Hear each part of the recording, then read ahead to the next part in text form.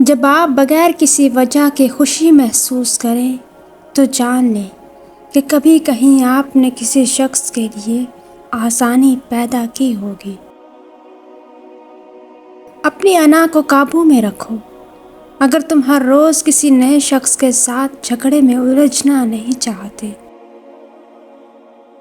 اگر پہاڑ آپ کو سخت لہجے میں جواب دے تو یہ مت سوچیں کہ آپ نے خوش اخلاقی سے کچھ کہا ہوگا، ایسا ناممکن ہے۔ اگر آپ نے کبھی مصائب اور تکالیف کا سامنا نہیں کیا تو آپ کو خوشی اور سکون کی مٹھاس کا اندازہ کیسے ہوگا؟ جب آپ نے گلاب کے پھولوں کے باغ کو ایک باغبان کے سپرد کیا اور بعد میں اس باغ سے ناگوار بدبو آنے لگے تو آپ کسے الزام دیں گے، باغ کو یا باغبان کو؟ اگر ایک دم سے اپنا دل بوجھل لگنے لگے تو اس کی وجہ یہی ہے کہ آپ نے زندگی میں کہیں نہ کہیں کسی کو تکلیف پہنچائی ہوگی۔ اگر لوگوں کی حقیقت کو پہچاننا چاہتے ہو تو ان کے ساتھ گفتگو کرو۔ ان کے الفاظ سے ہی تم جان سکو گے کہ وہ اصل میں کیا ہیں۔ سورج کے غروب ہونے سے روشنی مدھم پڑ جاتی ہے، لیکن اگر آپ روشنی کے بغیر نہیں جینا چاہتے تو آپ کو خود سورج بننا ہوگا۔ انسان بنیادی طور پر اپنے خیالات کا نتیجہ ہوتا ہے، باقی تو محض گوشت اور ہڈیاں ہی ہیں۔ الفاظ کچھ بھی نہیں ہیں، لوگ اس کی جانب مائل ہوتے ہیں جب وہ آپ کے دل میں ہے۔ دانائی اسی میں ہے کہ رازوں کو دماغ میں محفوظ رکھا جائے، ورنہ دماغ کے موجود ہونے کا کیا مقصد ہے؟ دوسروں کے لیے بھلائی کرنا اور جہاں تعریف کی ضرورت ہو وہاں تعریف کرنا آپ کے لیے مثبت نتائج کا سبب بنے گا۔ اپنے آپ کو اللہ سبحانہ و تعالیٰ کے حوالے کر کے تمام خطرات سے خود کو محفوظ تصور کرو، کیونکہ کسی کی بھی جائز دعا کبھی انسنی نہیں کی گئی۔ جب تم کسی کام کے آغاز میں جلد بازی سے کام لو تو تمہارا کام ادھورا رہے گا اور نتیجہ بھی درست نہیں نکلے گا۔ یاد رکھیں کہ کسی شے کے حصول کی دعا کرتے وقت یہ مت سوچیں کہ وہ چیز آپ کو جلد مل جائے، کیونکہ ہم بہت سی چیزوں کی تمنا رکھتے ہیں، ان میں سے سب ہمارے لیے فائدہ مند نہیں ہوتی، بلکہ اکثر تو ہمارے لیے بربادی کا سبب بنتی ہیں۔ ضروری نہیں کہ پھانسی کے تمام تختے لکڑی کے ہی بنے ہوں، عہدہ، مرتبہ اور دولت بھی پھانسی کے تختے ثابت ہو سکتے ہیں۔ جب اللہ سبحانہ تعالیٰ ہمیں آزمائش میں ڈالنا چاہے تو وہ ہمیں بڑی بڑی سلطنتیں، بے پناہ دولت اور زندگی میں رش کرنے والا مرتبہ عطا کرتے ہیں۔ رات کا دورانیہ طویل ہوتا ہے، یہی وہ وقت ہے جب کسی سے خوف زدہ ہوئے بغیر ہم اپنے خالق و مالک کے ساتھ راز و نیاز کی گفتگو کر سکتے ہیں۔ اگر التجا کرنی ہے تو اللہ سبحانہ و تعالیٰ کے آگے کرو، یقین رکھو کہ تمام گزارشات کو رد نہیں کیا جائے گا۔ جو شخص خود کو محفوظ سمجھتا ہے اور یہ سوچتا ہے کہ برے کام کرتے ہوئے اسے کوئی نہیں دیکھ سکتا، وہ کم عقل یہ نہیں جانتا کہ وہ ہر وقت اپنے خالق کی نظروں میں ہے اور ہر عمل کا نتیجہ مل کر رہتا ہے۔ ہمارے خالق کی سخاوت اور رحمدلی کی کوئی حد نہیں، لیکن اس کا تجربہ کرنے کے لیے ہمیں اللہ سبحانہ و تعالیٰ کی عزت پر دل و جان سے یقین کرنا ہوگا۔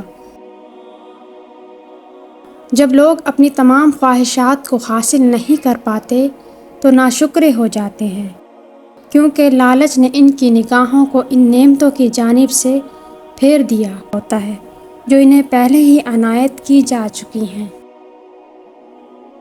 ہم اپنے خیالات کا جب تک اظہار نہ کریں تب تک وہ محفوظ ہیں، کوئی بھی ان تک نہیں پہنچ سکتا اور نہ ہی کوئی ان پر قابو پا سکتا ہے۔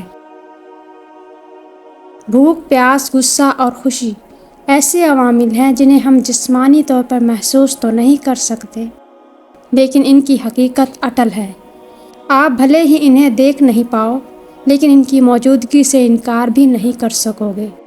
کچھ ایسا ہی معاملہ آپ کے ضمیر کا ہے۔ تم نے تمام دنیا کو چھان مارا، لیکن تب تمہاری تلاش سچ کے لیے نہیں تھی، تو اب سچ کی تلاش کے لیے تمہیں ان تمام معاملات کو دوبارہ دیکھنا ہوگا۔ ہاتھی کا بچہ بڑے شان سے چلتے ہوئے تازہ پانی کے ایک چشمے کے پاس اپنی پیاس بجھانے کو آیا۔ جب اس نے پانی میں اپنا عکس دیکھا تو ہڑبڑا کر بھاگ نکلا۔ اسے لگا تھا کہ اس کے روبرو کوئی وحشی درندہ آ گیا ہے۔ وہ بیچارہ یہ کہاں جانتا تھا کہ اس نے اپنی شخصیت کو پہلی بار خود دیکھا ہے۔ اگر میں صبر سے کام لوں تو میری دنیاوی ضروریات جیسا کہ روپیہ، پیسہ، لباس اور دوسری بنیادی ضروریات مجھ تک پہنچ ہی جائیں گی۔ جب میں ان کے پیچھے جاتا ہوں تو زندگی جہنم کی مانند محسوس ہوتی ہے اور میری ذات کہیں پیچھے رہ جاتی ہے۔ اگر خدا آپ کا حامی و ناصر نہ ہوتا تو اس کے لیے محبت آپ کے دل میں کبھی پروان نہ چڑھ پاتی۔ یہ ایسے ہی ہے کہ گلاب کے پھول کی عدم موجودگی میں اس کی خوشبو نہیں آتی، اور مشک کی عدم موجودگی میں مشک کی خوشبو نہیں آتی۔ جب تک معاملات میں مداخلت کرنے والی اس انا کا معمولی سا اثر بھی باقی ہو تو اپنے محبوب اللہ سبحانہ و تعالیٰ کے ساتھ ملاقات کے بارے میں سوچنا بھی مت۔ وہ ذات کبھی اپنا دیدار نہیں کروائے گی اور نہ ہی تم اس تک پہنچ پاؤ گے۔ لیکن اگر تم اس فانی دنیا کی لذتوں سے خود کو دور کر لو اور اپنے نفس پر قابو پا لو تو محبوب تمہیں اپنے دیدار کی جھلک سے نواز دے گا۔ جب ہم دوسروں کے لیے اچھا سوچنے کی عادت ڈال لیں تو ہم ایک ایسے شخص کی مانند زندگی گزارنے لگتے ہیں جو اپنے گھر کے ارد گرد پھولوں کے خوبصورت پودے لگاتا ہے۔ جب بھی وہ باہر دیکھے تو اسے یوں ہی لگتا ہے کہ وہ جنت میں داخل ہو گیا ہے۔ محبوب کو دل کا سکون کہا جاتا ہے۔ جانتے ہو کیوں؟ کیونکہ دل کو اللہ سبحانہ و تعالیٰ کی یاد کے سوا کہیں بھی سکون نہیں ملتا۔ اپنے اندر موجود روشنی تک پہنچنے کے لیے ہمیں کامل یقین کے ساتھ اپنی بے تابی سے چھٹکارا حاصل کرنا ہوگا، اور جب اس روشنی کو ایک بار دیکھ لیا تو پھر اس دنیا کے معاملات ہمارے سامنے مدھم ہوتے چلے جائیں گے۔ اگر ہم سمندر کو محض گھورتے رہیں تو ہم کبھی بھی موتی تلاش نہیں کر سکتے۔ ایک تجربہ کار غوطہ خور کی محنت درکار ہوتی ہے جو کہ سمندر کی گہرائی میں جا کر قیمتی موتیوں کو تلاش کرے۔ خوشی کی چھوٹی سی رمق کو پانے کے لیے ہمیں بڑی بڑی آزمائشوں سے گزرنا پڑتا ہے۔ ہم اس بات سے بے خبر رہتے ہیں کہ ہمیں خدا کے کرم کی محض ایک نگاہ کی ضرورت ہے۔ اپنے پاس عظیم الشان صفات ہونے کے باوجود حضرت محمد صلی اللہ علیہ وسلم تواضع کی اہمیت سے بخوبی واقف تھے۔ کوئی بھی انہیں پہلے سلام نہیں کر پایا تھا۔ ہمیشہ آپ صلی اللہ علیہ وسلم ہی پہل فرماتے تھے، اور ایسا کرتے ہوئے آپ صلی اللہ علیہ وسلم کی نگاہ تواضع سے جھکی ہوئی ہوتی تھی۔ میرے الفاظ شاید آج تمہیں متاثر نہ کر پائیں، لیکن جوں جوں تم پختہ عمر کی جانب سفر کرو گے تو تمہیں ان الفاظ کی حقیقت کا پتہ چلتا جائے گا۔ خود کو طاقتور نہ سمجھنا بہتر ہے، بھلے آپ اقتدار کے حوالے سے بہت زیادہ اختیارات کے مالک ہوں۔ یہ نہیں بھولنا چاہیے کہ سچ کی طاقت ہمیشہ سب سے زیادہ ہوتی ہے۔ اچھے اخلاق سے پیش آنا اور دوسروں کا احترام کرنا یہ اچھی عادات ہیں، لیکن یہ جان لینا بھی اہم ہے کہ ان کا استعمال کب اور کہاں کیا جائے۔ اگر کوئی شخص نماز کی ادائیگی میں مشغول ہے تو اس سے عزت و احترام کے ساتھ بات چیت کرنے کی کوشش درست نہیں۔ در حقیقت جب کوئی شخص نماز ادا کرنے میں مشغول ہو تو اسے نظر انداز کر دینا ہی اس کے لیے سب سے زیادہ عزت و تکریم کے برابر ہے۔ میں ہر روز اللہ سبحانہ تعالیٰ کا شکر ادا کرتا ہوں کہ اس نے مجھے میرے بنائے ہوئے اسباب کے آسرے نہیں چھوڑا، بلکہ میرے معاملات کو اپنے ذمہ لے رکھا ہے۔ زندگی میں آپ جہاں بھی ہوں اور آپ کے ذہنی حالات جیسے بھی ہوں، محبت کرنے سے گریز مت کریں اور اپنی ذات کو ہمیشہ محبت میں اولین رکھیں۔